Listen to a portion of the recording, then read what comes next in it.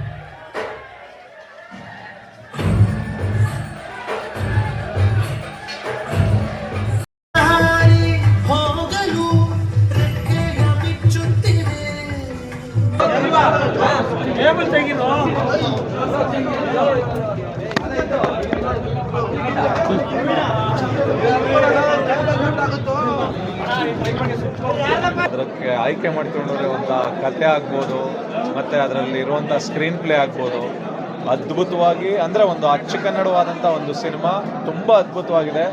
Rajguru director extraordinary work ಮಾಡಿದ್ದಾರೆ. ಮತ್ತು ಜೊತೆಗೆ ಗೌರಿ ಅದಕ್ಕೆ ನಾಯಕ ನಟ, ಅದ್ಭುತ ಪರ್ಫಾರ್ಮೆನ್ಸ್.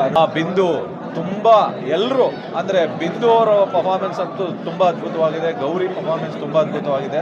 ಎಲ್ಲ ಪಾತ್ರಗಳು ತುಂಬ ಅದ್ಭುತವಾಗಿ ಮಾಡಿದ್ದಾವೆ. ಮತ್ತು ಇನ್ನೊಂದು ವಿಚಾರ ಏನು ಹೇಳಬೇಕು ಅಂದರೆ, ಹೊಸಬ್ರು ಸಿನಿಮಾಗಳನ್ನ ಚೆನ್ನಾಗಿ ಮಾಡಲ್ಲ, ಚಿಕ್ಕ ಚಿಕ್ಕ ಸಿನಿಮಾಗಳು ಅದನ್ನು ನೋಡಬಾರ್ದು ಅನ್ನೋದಕ್ಕಿಂತ ಅದಕ್ಕೆ ಥಿಯೇಟ್ರ್ಗಳು ಸಿಗಲ್ಲ ಅನ್ನೋ ಒಂದು ಧ್ವನಿ ಆಲ್ರೆಡಿ ಕರ್ನಾಟಕದಲ್ಲಿ ಓಡಾಡ್ತಾ ಇದೆ.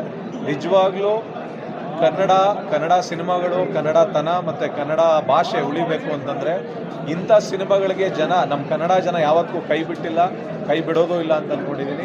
ಅದರಲ್ಲಿ ನಾನು ತುಂಬ ಅದ್ಭುತವಾದಂಥ ರಿಪೋರ್ಟ್ ಕೇಳಿದಂಥ ಸಿನಿಮಾ ಕೆರೆಬೇಟೆ ಸಿನಿಮಾ. ದಯವಿಟ್ಟು ಕನ್ನಡ ಪ್ರೇಕ್ಷಕರು ಎಲ್ಲರೂ ಬಂದು ಈ ಸಿನಿಮಾನ ನೋಡಿ. ಏಕೆ ಅಂತಂದರೆ ಮಲಯಾಳಂನಲ್ಲಿ ಬಂದರೆ ಯಾವುದೋ ಒಂದು ಸಿನಿಮಾ ಬಂತು ಅಂತಂದರೆ ಅದ್ಭುತವಾಗಿದೆ ಸಿನಿಮಾ ಅಂತಂದ್ಬಿಟ್ಟು ನಮ್ಮ ಕನ್ನಡ ಜನ ಹೋಗಿ ನೋಡ್ತಾರೆ ಅಂತ ಹೇಳ್ತಾರೆ, ತಮಿಳಲ್ಲಿ ಬಂದರೆ ನೋಡ್ತಾರೆ ಅಂತಾರೆ.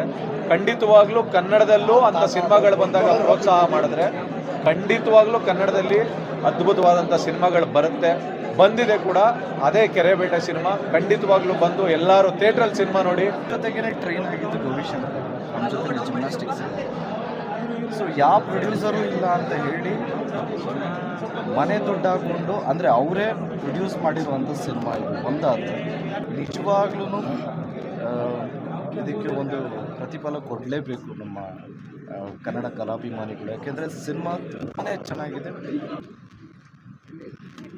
ಜಯ ಆಂಜನೇಯ. ಕೃಷ್ಣನ ಹತ್ರ ಕುಚೇಲ ಹೋದಾಗ ಯಾವ ಥರ ಅಂತ ನಿಮ್ಗೆ ಗೊತ್ತಿದೆ. ಅದು ನನಗೆ ನನ್ನ ಬ್ರದರ್ ಇವನ ಹತ್ರ ಹೋದಾಗ ಯಾಕೆ ಕೇಳೋದು ಏನಂದರೆ, ಈಗ ಸ್ನೇಹಿತನ ಹತ್ರ ಹೋಗಿ ಕೇಳಬೇಕು ಅಂತ ಅಂದಾಗ ನಾನೇನಾದ್ರು ಯೋಗ್ಯತೆ ಇರೋದು ಮಾಡಿರಬೇಕು. ನನಗೆ ಇವನ ಹತ್ರ ಹೋಗೋದಕ್ಕಿಂತ ಮುಂಚೆ, ಕೇಳೋದಕ್ಕಿಂತ ಮುಂಚೆ ನಾವು ಮಾಡಿದ್ದೀವಿ ಆ ಥರದ್ದು ಆ ಒಂದು ಅಂಜಿಕೆಯಲ್ಲೇ ಹೋದೆ. ನೀವು ಯಾರೂ ನಂಬಲ್ಲ, ಸತ್ಯವಾಗ್ಲೂ ಹೇಳ್ತೀನಿ. ನಾನು ಹೇಗೆ ಮಾತಾಡಿಸ್ತಾನೋ ಏನು ಮಾಡ್ತಾನೋ ಅನ್ನೋ ದುಡ್ಡು ಇದರಲ್ಲೇ ಇತ್ತು. ಆದರೆ ಒಬ್ಬ ಸ್ವಂತ ತಮ್ಮನ್ನ ಅಥವಾ ಅಣ್ಣನ್ನ, ಗುರು ಹೇಗೆ ಮಾಡ್ತಿದ್ಯಾ, ಏನು ಮಾಡಿದ್ಯಾ, ಒಳ್ಳೆ ರಿಪೋರ್ಟ್ ಅಂತ ಇಷ್ಟು ದಿವಸ ಯಾಕೋ ನೀನು ಹೇಳಿಲ್ಲ ನನಗೆ, ಏನಲ್ಲೋ ನಿನ್ನ ಕತೆ, ಇಷ್ಟು ಒಳ್ಳೆ ರಿಪೋರ್ಟ್ ಬರ್ತಿದೆ.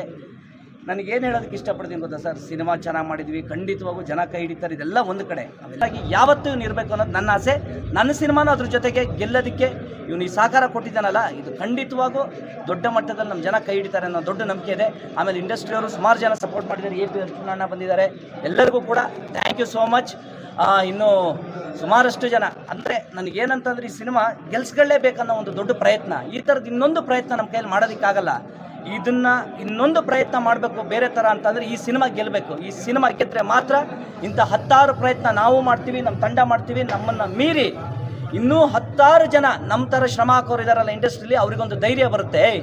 ಕೆರೆ ಬೇಟೆ ಗೆದ್ದಿದೆ ಗುರು, ನಾವು ಒಂದಿಷ್ಟು ಮಾಡೋಣ ನಮ್ಮ ಥರ ಹೊಸ ಟೀಮು ಅಂತ. ನಮ್ಮ ತಂಡನೇ, ನಮ್ಮ ಸಿನಿಮಾನೇ ಸೋತೋದ್ರೆ ಅವರೆಲ್ಲರಿಗೂ ಶಕ್ತಿ ಕುಂದೋಗ್ಬಿಡುತ್ತೆ. ಅಯ್ಯೋ ದೇವರು, ಅಷ್ಟೆಲ್ಲ ಪ್ರಯತ್ನ ಮಾಡಿದರು, ಅಷ್ಟೆಲ್ಲ ಪ್ರಮೋಷನ್ ಮಾಡಿದರು, ಅಷ್ಟೆಲ್ಲ ಸ್ಟಾರ್ಸ್ ಎಲ್ಲ ಸಪೋರ್ಟ್ ಮಾಡಿದರು, ಮೀಡಿಯಾ ಸಪೋರ್ಟ್ ಆದರೂ ಕೂಡ ಜನ ನೋಡಿಲ್ಲ ಅಂದರೆ ಅದು ಖಂಡಿತವಾಗೂ ನಮ್ಮ ಸೋಲಾಗಲ್ಲ ಸರ್. ಒಳ್ಳೆ ರಿವ್ಯೂ ಬಂದಿದೆ, ಇದು ನಮ್ಮ ಗೆಲುವು. ಖಂಡಿತವಾಗೂ ಆ ಥರ ಆದರೆ ನಮ್ಮ ಕರ್ನಾಟಕದ ಕನ್ನಡ ಜನತೆದೇ ಸೋಲಾಗುತ್ತೆ. ಯಾಕೆ ಅಂತ ಹೇಳ್ತೀನಿ ಕೇಳಿ. ಈ ಥರ ಪ್ರಯತ್ನಗಳು ಮಾಡಿದಾಗ, ನೀವು ಬೆಂತಡ್ದಾಗ ಮಾತ್ರ 10 ಪಿಕ್ಚರ್ಗಳು ಬರುತ್ತೆ. ಇಲ್ಲ ಅಂತಂದರೆ ಬೇರೆ ಬೇರೆ ಭಾಷೆಗಳ ಸುದ್ದಿ ಹೇಳಿ ನಾವು ಅಲ್ಲೇ ಸಮಾಧಾನ ಪಟ್ಕೊಳ್ಳೋಂಥದ್ದಾಗುತ್ತೆ. ಅದು ಯಾವುದೂ ಆಗೋದು ಬೇಡ ಅಂತ ಅಂದ್ಕೊಳ್ತೀನಿ. ನಮ್ಮದು ಈಗ ಆಲ್ರೆಡಿ ಹೀರೋ ಸರ್ ಮತ್ತು ಡೈರೆಕ್ಟರ್ ಹೇಳಿದ್ದಾರೆ ಏನು ಹೇಳಬೇಕು ಅಂತ ಹೇಳ್ಬಿಟ್ಟು, ಅದನ್ನೇ ಹೇಳ್ತೀನಿ. ಆ್ಯಂಡ್ ಇಷ್ಟೊಂದು ದೊಡ್ಡ ಸಪೋರ್ಟ್ ಈ ಟೈಮಲ್ಲಿ ನಮಗೆ ಧ್ರುವ ಸರ್ ಬಂದಿರೋದಾಗಲಿ ಅಥವಾ ಅರ್ಜುನ್ ಸರ್ ಬಂದಿರೋದು ತುಂಬ ದೊಡ್ಡ ಸಪೋರ್ಟ್. ಈ ಥರ ಇನ್ಸೈಡ್ ಇಂಡಸ್ಟ್ರಿ ಸಪೋರ್ಟ್ ಸಿಗ್ತಾ ಇದೆ. ಇನ್ನು ಒಂದೇ ಬಾಕಿ ನೀವೆಲ್ಲರೂ ಬಂದು ಸಿನಿಮಾ ನೋಡಬೇಕು.